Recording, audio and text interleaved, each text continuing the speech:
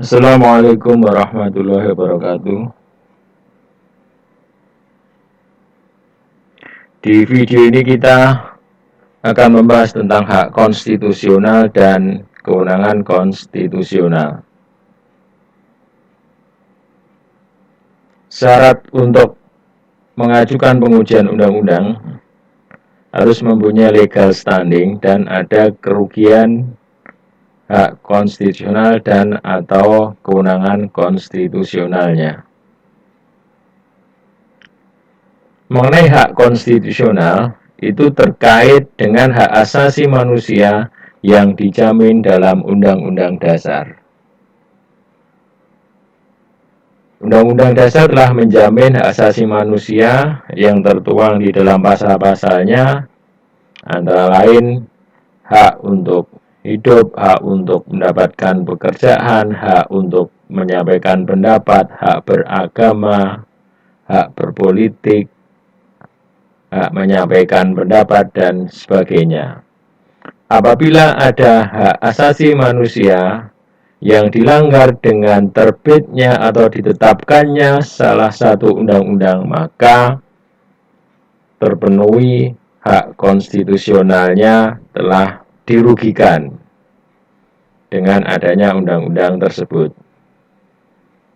Sementara kewenangan konstitusional itu terkait dengan kewenangan lembaga negara yang kewenangannya diatur dalam Undang-Undang Dasar.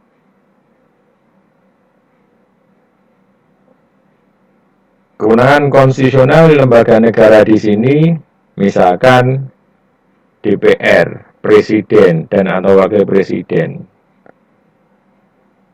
dan lembaga-lembaga lainnya yang diatur oleh Undang-Undang Dasar. Ternyata ada satu undang-undang yang melanggar kewenangan konstitusionalnya, maka lembaga negara tersebut dirugikan kewenangan konstitusionalnya dengan ditetapkannya suatu undang-undang. Kerugian hak dan atau kewenangan konstitusional itu ada syaratnya, ada 5 syarat. Yang pertama, adanya hak dan atau kewenangan konstitusional pemohon yang diberikan oleh Undang-Undang Dasar 1945. Hak konstitusional ini berarti hak-hak ataupun hak asasi manusia yang diatur ternyata dirugikan oleh undang-undang. Padahal hak konstitusional tersebut telah diatur atau diberikan oleh Undang-Undang Dasar. Demikian pula kewenangan konstitusionalnya. Pemohon dalam mengajukan haknya telah mengalami kerugian kewenangan konstitusionalnya yang diberikan oleh Undang-Undang Dasar. Berhak untuk mengajukan pengujian undang-undang terhadap Undang-Undang Dasar. Kemudian yang kedua, hak dan atau kewenangan konstitusional tersebut oleh pemohon dianggap dirugikan oleh berlakunya undang-undang yang dimohonkan pengujian.